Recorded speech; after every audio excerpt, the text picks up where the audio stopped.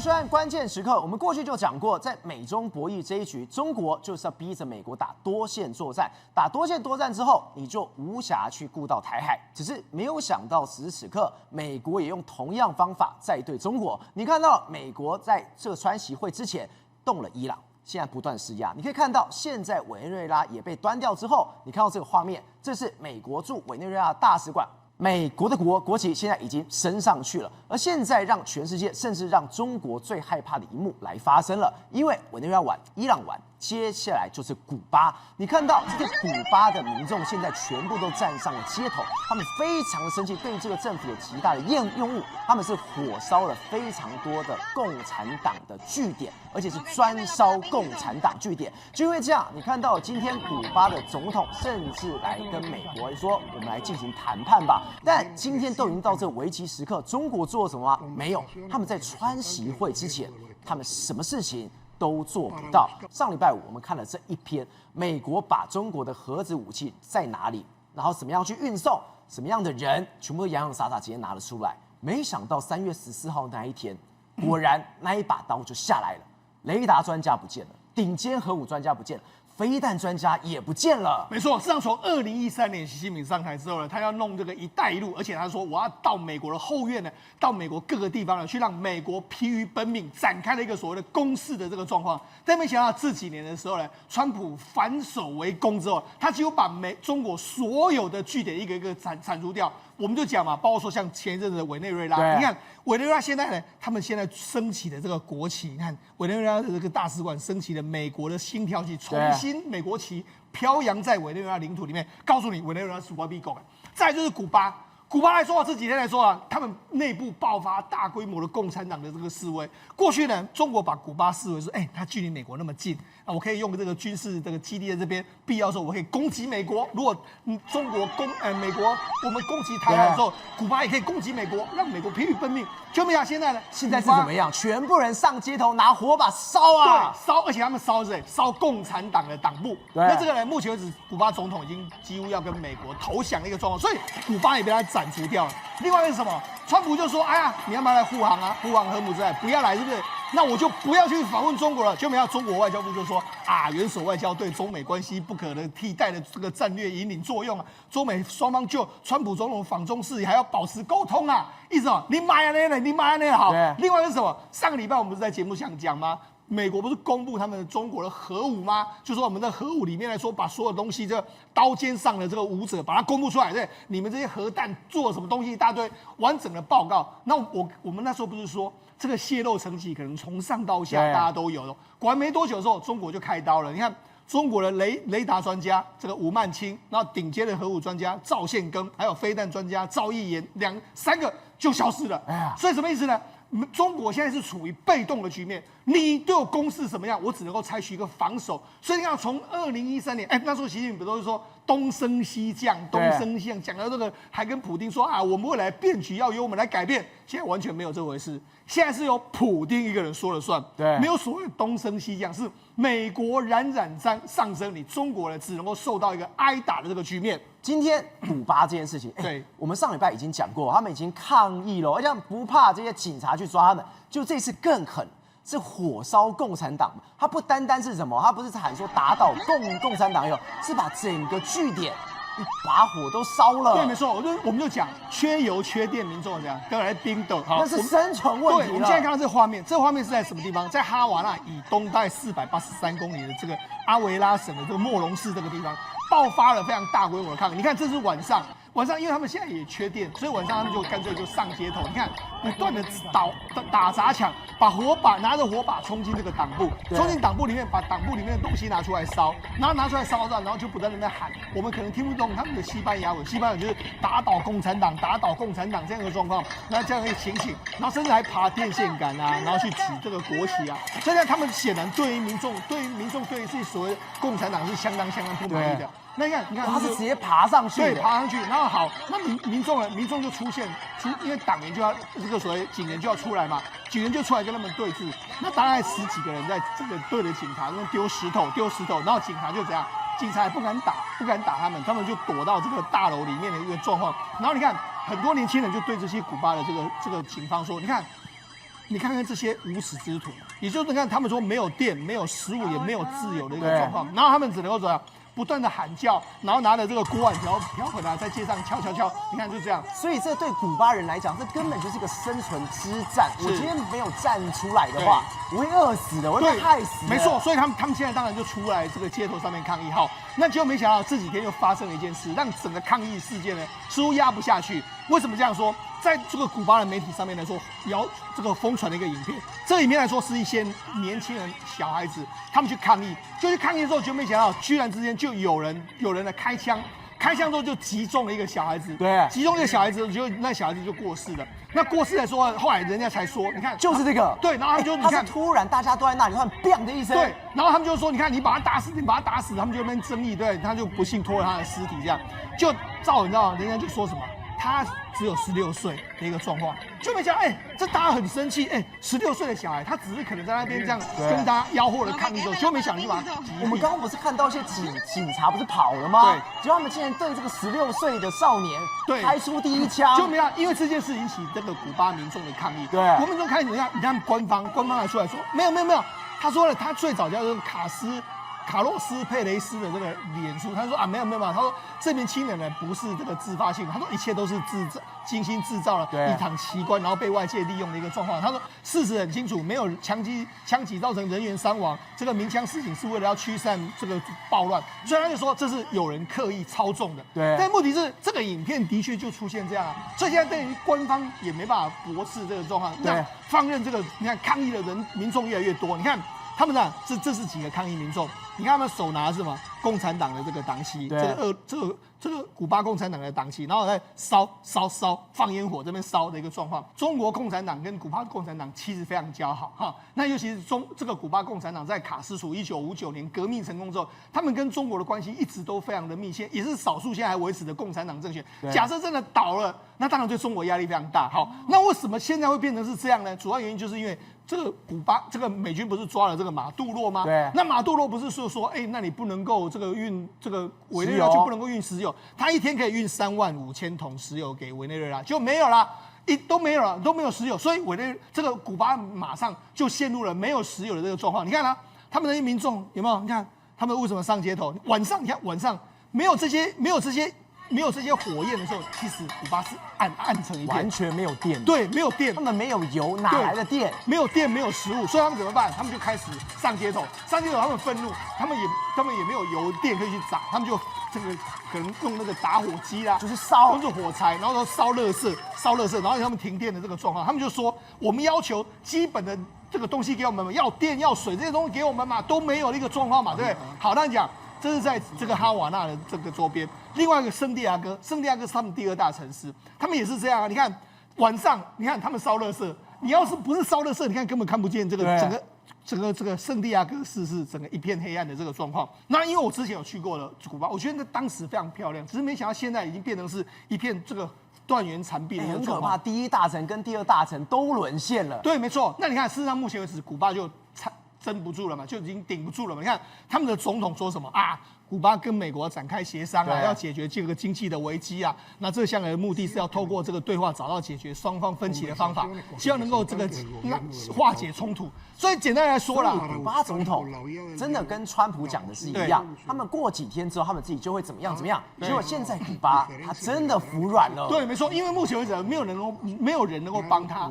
中国在遥远的地方，中国也不可能运油给他。对，那没有人能够帮他的一个情况之下，他只能够退缩。好，他就说我们在未来几天内要释放51名的这个在押人质。这个人质来说是很多政治犯。那这个释出来说的话，当然是对于这个川普来说是一个这个说好。你至少释出了一个这个所谓的算是对我们的好感。那川普说什么？川普就说：“古巴想达成协议啦，那我想很快就会达成共识这样一个状况。那我们会跟他谈谈。不过他说不急，他说我们会先搞定伊朗，再来处理古巴。所以我认为跟古巴的事情很快就会有进展的一个状况。好，那为什么这？然后他还说，未来几天美国 FBI 就会到古巴去。为什么？因为事实上在前几天的时候呢，在佛罗里达州那个地方有一个古巴海域发生枪击案，一艘船。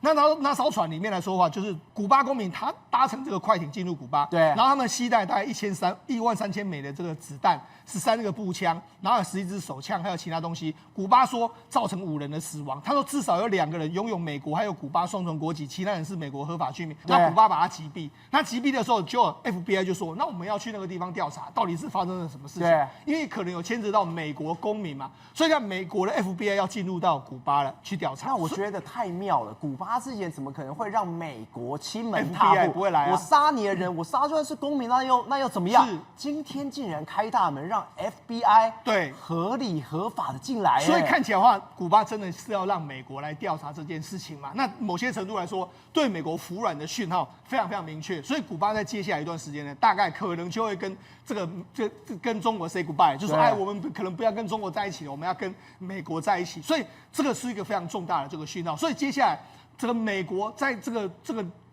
中国在加勒比海最重要的伙伴古巴就正式完全是变成美国能够掌控了。好，另外一部分来说，我们上个礼拜不是讲到吗？这个所谓刀尖上的舞者这个报告，对，这个报告里面来说，我们不是说吗？他在宝鸡这个地方有非常多的核弹头啊，然后怎么运作的这个情形，对不对？就没想到过了没多久之后，你看这是南华早报说的，南华早报说，这个在最近期的时候，包括雷达专家吴曼清，然后顶尖的核武专家这个赵宪庚，还有飞弹专家赵卫颖，他们3个人都不见了，而且是没有说明为什么他们不见。而且这一份报告是我们3月13号讲，对，南华早报15号披露这几个专家，就跟这份报告里面的这些专家指的差不多的一样人消失了。对，而且他们可能都说了，他们可能涉嫌到贪腐嘛，哈。那我们跟他讲，这几个人，你看这《明报》后来也报道了，你看这个赵宪庚，你看我们去访问他中国工程院的这个资料没有了，不见了。好，威颖你看也是一样，他造访他的这个资料也都不见了。然后另外是吴曼清，你看也是都不见了。所以也就是他们3个完全都不见了。那就简单，他们都是军工领域的这个专家。所以你到底是不是这些人呢？就是被美国收买，那就是说美国不断的给你这些资料，给你资料他要做什么？照我觉得美国某些程度来说，反正这些人我利用完毕的时候，你就把他清除掉吧。不为你中国所用也没关系，对，所以就等于是这样的方式。可是这3个是很大咖的人，当然啦。你看这个人叫什么？赵宪庚，今年72岁，他是凝聚态核物理的学家，对，还是中国工程物理研究院的院长，对，说拔就拔，对啊，没错啊。你看这个魏颖也是啊，你看是导弹总体还有制成这个制导控制的技术专家，对，长期从事这个飞弹导航设计跟这个制导的这个系统研究啊，所以等于飞弹上去之后，我要怎么控制它？它也非常重要。对，另外一个吴曼清也是一样，他是雷达技术专家，成功这个研制这个空警500的预警雷达，担任国家工程研究实验室的主任，是中国18大中央候补委员，还是中央候补委员。结果你说不见就不见了。对啊，3个重要科学家，还有3个重要的军工专家都不见了。所以告诉你什么？习近平要砍人的话，随时都可以砍。好，那这个显然啊，因为为什么中国可能看到这些资料之后，他大概知道是谁泄露，那怎么办？必须要处理，就把这些人处理掉。对，好，那我们就讲，那这几天来说的话，当然除了这个川普有说，川普这几天接受媒体访问的时候，他说被他问到说，那请问这个中国有没有要派这个所谓这个去护航啊？他说我有跟中国方面讨论这件事。好，那很多人就说，难道他是跟习近平讨论吗？应该没有，应该是透过何立峰跟这个贝森特他们2个讨论的。好，那讨论什么？因为他们现在他们2个人这几天呢，他们在巴黎这个商讨，因为我们知道3月底的时候，就是我们现在看到这个画面，他跟葛黎尔跟这个何立峰，然后把他带进去这个会场。你看，因为3月底的时候呢，川普要去访问这个中国嘛，那问题是我跟他讲，他们要敲定什么？敲定川普去中国之后呢，中国到底要买什么东西？对，那些协议来说，由他们2个敲定，因为习近平不可能去谈这些事情，习近平是大方向、大原则，但是这些细节就由他们2个要谈。那你看这一次呢，路透社说什么？他说，中美官员举行了这个异常稳定的会谈，然后涉及农业关键这个矿物，还有这个管理型的贸易可能达成的这个相关的这个领域，然后提供了川普和习近平在北京会晤的时候的这个参考。这4个字很妙异常稳定。对。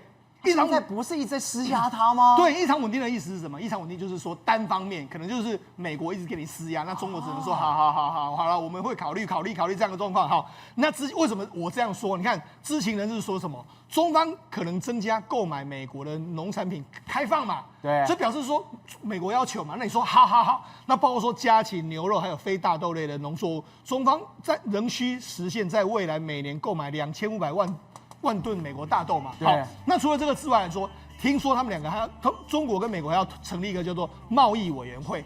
贸易委员会就是说呢，我们这个寻找中国跟美国可以在不危及彼此国家安全或是关键的供应链下，实现贸易平衡增长的这个目标，这个产品跟行业，那还会弄一个投资委员会，所以看起来有非常多现在正在讨论之中的一个状况哈。异常稳定的这个问题，是因为现在可能中国方面来说，就听听你要什么东西，还没有提出具体的反驳。为什么呢？因为我们就讲，因为除了这个要讨论这次的贸易问题的之外，我们不要忘记哦。川普现在有什么122条款，对不对？15%的这个15%的关税，还有什么232条款，对，还有301条款，这么多在后面。那中国当然要好好的跟你谈啊，因为什么？因为你后面每一个都是杀招。我今天跟你谈完这个之后，你又拿这个来弄我，对，我谈完这个，你又拿另外一个来弄我，所以那我到底应该怎么办？所以我才说，现在中方的态度应该就是听听你怎么说，听听你怎么说的话，我就尽可能先答应你，但是我也希望你能够承诺说，你未来232可以不要杀我啊，你未来301可以不要杀我啊。但是问题是，这些都是后续要出招，所以现在他们可能在划定界限，就是那我们达成的贸易协定来说啊，是涵盖在什么范围之内，所以才说接下来可能进入了中美谈判的之间的深水区，搞不好我就说啊，但最后川普会不会去这个中国呢？应该还是会去，只是说能不能够达成川普要的那些所谓要中国买多少东西的这个目的来说，我觉得现在就要看何立峰跟这个所谓贝斯特怎么去谈判的。松哥，我们今天看到一件事情，川普真的非常会找7个国家搞一个核姆兹大联盟，这其中一个国家是什么？是中国。他今天也跟中国讲，你再不出手的话，好啊，川习会不用玩啦，大家来延后啦。那为什么我们会一直说？打伊朗这件事情就是在施压中国。今天相关的哈塞特白宫的幕僚也讲了，就是3到4周，所有的铺排都是冲着他习近平而来。没错，今天出现一个非常有意思的这个状况，明明习近平呢跟这个美伊战争无关，但是现在呢，美国要习近平出来负责。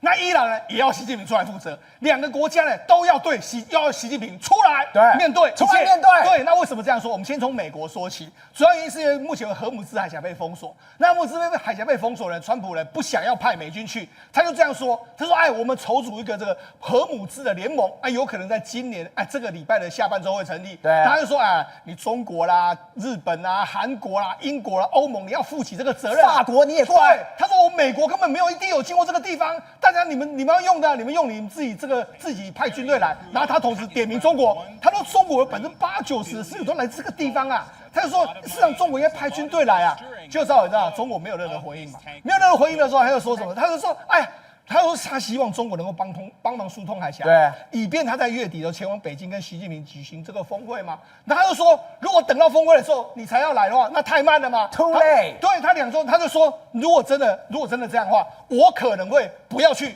访问中国。所以等于是他把不要访问中国当成是跟习近平叫板，就是说你呢，要么你就派军队来，要么的话我月底我就不去中国了。对，等于是这样，让他很尴尬。好，那除了这个之外，他还对这个美军还对这个所谓哈尔克岛施压。对，你知道，美军现在上个周末他不是把哈尔克岛上面的军事设施都炸烂了？炸烂了之后呢，你知道对中国压力，他也是对中国施压。你知道为什么吗？因为哈尔克岛的大部分的石油都是输往中国了。对，我如果真的控制了哈尔克岛，或是占领了哈尔克岛的时候，中国你油都没啦，所以你要不要来？他等于是恐吓，让你要不要来？那伊朗这边怎么样呢？伊朗这边来说话，你看他这几天呢设了局给中国跳，什么意思啊？他说这几天伊朗的外长就说，我跟你讲啦，如果你要通过荷姆斯海峡，也不是没有问题啦，你只要用人民币计价就可以了。那不是摆明了这个时候你在害中国，你害死中国。对，他们外长还说，我们现在跟中国跟俄罗斯还维持的军事的往来，所以摆明了就是要把中国拉下水哈。好，不止中国拉下水，那你想说伊朗怎么做？伊朗这时候他也炮轰这个所谓的这这个中国的船只？对，为什么炮轰中国船只？就要跟他说，你不好好的这个听我的话，我也可能会打你的船只。所以现在变成了两边不是人，中国两边不是人，他到底太尴尬了。对，他到底要回应伊朗呢，还是要回应这个美国呢？回应伊朗的话得罪美国，那回应美国的话得罪伊朗，那怎么办呢？所以现在中国显得是在这一次的这个美伊战局里面最尴尬的那一位。石文哥，为什么今天川普要今天动用这一招，不惜用川崎会当筹码，对，也要把中国拉进来？对，你核武在海峡你也非常多，你也过来护卫啊。是啊，因为今天所有新闻都告诉我们一件事情，你中国就在后面一直在帮伊朗，对，做了一大堆事情。是，原来伊朗可以撑这么久，真的是靠你。对，简单来说啦，这个川普也知道你伊朗后面老大就是中国嘛。中国来说，他就现在要中国你出来面对，我们就把所有事情拿在阳光下，大家一起来看。你出来面对啊，出来面对一切啊。那为什么美国现在就丢出一大堆资料？好，他就说什么？你看。他说：“这是这个获得了一个资料，在中国的某一家的小型工厂里面，他居然在做这些东西。他做了客户下了非常多临时的单，临时的单的时候，他就做了非常着急，然后而且也预付了所有的这个全款都预付了。赵文，你仔细看这是做什么？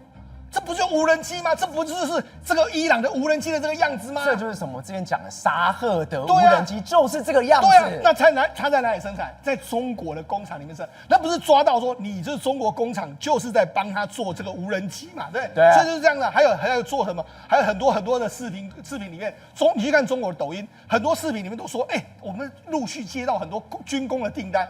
讲来讲去，那就是伊朗的订单嘛。客户非常着急，急单。对啊，急单，而且客户已经付了全款了嘛。那全款那就是显然是伊朗。好，那除了这个之外呢？你看华友是说3月10号给丢出这个，他说呢，伊朗的货轮驶离中国的港口，那涉嫌载运所谓军用化学品。对，他还把照片弄出来哦，有2艘船嘛，对，2艘船对不对？那他说一艘船叫沙巴迪斯号，那另外一艘船叫巴尔金号，就2艘船。那2艘船来说，从中国出来之后，他们搭载了一个非常重要的化学用品。他说2艘船的话，分别可以载6500个，还有14500个20尺货柜哦。对，然后里面装了什么？高氯酸钠。高氯酸钠，我们知道它在做什么？它就在做火箭推进的相关的燃料。你说飞弹要推进的燃料？对，所以摆明这些东西，那就是你从中国运出来啊，要运到哪里去？这两艘呢？华友来跟你说，对，它是船东是伊朗伊斯兰共和国航运公司，那不就是伊朗的船吗？那我就讲，这时候呢，伊朗外长还出来讲，你看这个周末。他说：“俄罗斯和中国都是我们的战略伙伴，我们过去曾经有过合作的密切的合作，这种合作至今仍在持续，还包括了军事合作。你看，那不是摆明就是要把中国拉下来吗？不是，那中国不是很尴尬吗？今天如果为了川崎会，我今天去护航，对，那我今天去护航的时候，我要打掉是我支援给你的无人机，对，我要打掉飞弹是我给你的材料，是，那我这不骑虎难下？对，所以伊朗外长讲的那件事没有错啊，我们还跟俄罗斯跟中国维持的军事关系没有错啊，他给我们很多资料，很多原料。好，那我就讲周末还有另外一件事，这 CNN 的报道。他讲什么？他说，一名伊朗的资深官员说伊朗考虑了允许有限的这个油轮通过荷姆斯海峡啦，条件是这些石油货物呢，是不是要人民币来进行交易？对，那摆明了，这不是川普最讨厌什么？你石油用人民币交易，就你现在就是要用反正你用人民币交易的都 OK 啦，因为过去都是用美元计价嘛。那因为伊朗已经被制裁，伊朗被制裁的话，就只能够用卢布或者人民币交易这样一个状况嘛，所以他就开始推动用人民币的这个交易，他现在等于趁机勒索的一个状况一个状况。那你知道这不是就是川普最讨厌的吗？对，最讨厌的状况，你就哪壶不开提哪壶。我跟他讲，这摆明的是伊朗要坑中国，为什么你知道吗？好。我讲你要交易，请问你交易来说的话，哪些是用人民币交易，哪些用美金交易？请问我还要 pass 给伊朗说这一艘船是这个，这艘船是这个？你伊朗人都知道，所以他把这个是假议题，但是他就是故意讲出来，还透过 CNN 这样报道就是要让川普生气嘛，就是说他就是要把中国拉下水这样一个味道嘛，哈。所以你看，而且你知道，我们不是说吗？他要夺取这个哈尔克岛，对，哈尔克岛这个地方嘛，我们曾经在节目上讲过，他已经把所有的东西都炸光了。炸光的时候，因为他哈尔克岛的这个170万桶的原油来说，其中155万桶都经过哈尔克岛，它大部分都是到中国去。对，所以等于是说，你看现在伊朗又这样讲，为什么他这样讲？因为美国已经准备要夺哈尔克岛。如果你中国不出来出面的话，你的油就断了，你就油断了，所以你的经济就毁了。对，所以现在伊朗来说，就为什么要逼中国出来？那美国也要逼中国出来，双方面都要逼中国出来面对。问题就在这个地方。中国也太尴尬了吧？我到底应该怎么做？对他真的是相当尴尬。好，那我们就跟他讲，原本呢，大家不是都说嘛，伊朗跟中国非常好嘛，他不会被打。中国还有通知过伊朗啊，说，我们的船你不要打我。对。可问题是这几天来说，伊朗有这样做吗？伊朗没有这样做，因为为什么？因为其实他对中国也是相当生气。如果你不肯支持我，那我就打你好了，我也对你施压。我们上周才说，其中一个中国有人看到前10几海里的日本船被打完，对，他马上跑，结果没想到过几天。中国船真的被打了。对，现在是这样子啦。川普是这样，好言悦色劝你来护航，对，你不来的话，我就用这样，我就说我不要去川西会，对你施压，或者我夺取哈克岛对你施压，对。那现在伊朗呢？伊朗是说你是我们的好朋友，但他怎么对他施压？我打你中国船，对。如果你不回应的话，我也打你的船，我让你痛。对，好，那这是为什么呢？这是 BBC 还有路透社很多家媒体报道，在当地时间就3月12号的凌晨，有一艘中国的货轮从这边走过来了，对，它叫做全员祝福号。然后来到这个地方荷姆斯海峡之后，就没想到靠近阿联酋北部的这个35海里的这个地方呢，它居然被不明的投射物击中。那击中之后，对，因为这艘船呢，船公司船东呢是赫伯罗特说它是被导弹的碎片击中。对，那船上的这个小火已经扑灭了。简单来讲，幸好没有打那么准。对，但是我们这船就真的没了。对，但是它已经着火了。那这着火来说的话，它是属于这个赫伯罗特的。但问题是，他后来又把这个公司又把它租给这个丹麦的航运公司这个马士基，就没想到他击中之前来说的话，他还因为他一直大家都以为他是这个德国船，那以为他是马士基的船，所以当然要打他。就在要打他之前，这个公司透过 AIS 广播就说我们是中国船东，我们是中国船东。所以事实上他本质是中国的船东，中国的公司。那中国公司来说，因为他要避开所谓相关的这个伊朗的攻击，所以他赶快显示他的真面目。真面目来说都是中国船员，都是中国船员。就没想到没有办法，伊朗还是把他打掉。所以我就跟你讲，伊朗就给你施压，就说你不要以为你跟我交好的时候我就不会打你哦。如果你不听我的话，不要来支持我，我还是会打你。那另外就网络上就在讲嘛，我们上礼拜不是说吗？我们之前还讲什么？之前中国吹非常大力哦，中国吹非常大力说嘛，只有我们中国船可以过哦，对，因为我们跟伊朗非常好哦，就还用吴京这个梗哦，对，结果没有想到是什么？他们现在在亏，你已经派出了战狼吴京，对。你伊朗你照打，对，没错，就这样啊。所以你看网络上，我们不是讲嘛，3月11号不是荷姆斯海峡，我们不是讲嘛，他们那边讲说，前面被打，那我们该不要通过？白天通过还是晚上通过？这样一个状况，他们不是在讨论吗？讨论完了之后，结果大家就想，派出吴京也不给面子，对，那护照呢？真的吗？封起来自己打自己啊？他说什么？伊朗炮弹不认识吴京吗？对啊，伊朗我封起来，对啊，根本不分敌我，对，没错啊。那你看，吓死了！伊朗跟也门胡塞一样，乱射一通啊，就这样的哈。然后他们说，我要看谁虽远必诛，诛是这个诛，然后就用这个诛，那这样取代。你看中国网友也相当的酸嘛，所以事实上中国网友也显然觉得，你有说什么？我们中国船只不会被打，照样被打。大家网络上一直亏，哈，网络上一直亏的时候，这时候呢又有新的这个槽点出现。什么新的槽点呢？你看中国就说，好啦，你要我们伊朗，你要我们支持你 ，OK， 金援来到，他们说什么？你看。大陆对中国的这个伊朗的金援来20万美元，慰问这个校园袭击的为了这个罹难者家属。伊朗被打成这样，他只给台币640万。因为什么？因为之前不是有一个这个导弹击中伊朗的学校吗？伊朗说是美军干的，美军说是伊朗自己打的。好，现在回北利，但回北利问题是里面有非常多小学生或者他们家人就过世了嘛，然后他就说，我们透过这个中国的红十字会向伊朗的红新月会提供20万美元的这个紧急救难金，那紧急救难金就要抚慰当时的受难的相关的这个学生，就这样一个状况，就20万这样一个情形。好，那20万来说，我就觉得里外不是人。为什么里外不是人？嘛，当时伊朗被打，对不对？好，那很多中东的国家就说，我们这个阿联酋的这个富查伊拉港，我们也被打。对，那我们杜拜机场，我们无人机也被打。他们被轰得乱七八糟。那我们也有受伤，我们受伤的人士。那请问你们要不要资助我们的一个状况？对啊，你看。他说：“你看，这有很多人就说，你看他们穷到连在台的这个飞机都不够了，20万已经很够意思了，然后已经很努力的从这个挖地洞的这个有钱抽一点出来了。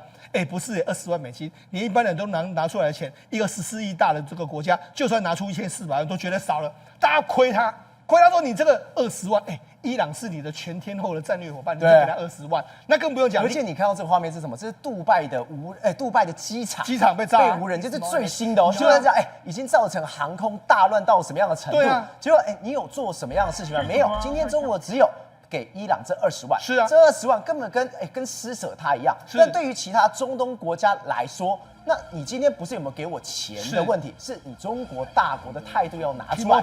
你不要忘了，现在海合会，你不是跟我这些中东国家、海湾国家非常好吗？对啊。结果你出了事情之后，你的外交在这一次20万里面真的被大家看痛了。对，为什么这样说呢？因为事实上呢，这些中东国家来说啊，他就说，那我们也是好国家。你说跟伊朗关系好，你也是要说跟我们这个战略伙伴关系啊。那你给他20万，那你又不要给我们钱啊？就这样，所以呢，反而惹了里外不是人的状况。尤其是你看中东这些国家，他们需要被保护。被保护，你看法国啦、澳洲都派军队去这个阿联酋去帮忙你呢。那你中国呢？你中国也可以来帮我啊！中国也没有来帮我，中国根本不敢去。你的吉布地就在旁边。对，所以我跟你讲，中国现在两面尴尬，他要支援伊朗也不是，要支援中东国家也不是，然后要听美国的话也不是，所以现在变成这样。习近平两边不是人，里外不是人，进退失据，他只能躲起来。对，所以我们就看接下来他到底要怎么回应这个川普对他的将军，还有伊朗对他的禁逼，他到底要选哪一边？那就由中国你来选择吧。宏观取材，厘清真相，犀利精准，深入剖析，时刻掌握关键新闻时事，不漏接。老时段，新气象，我是钟浩和，关键时刻2.0，全新出击。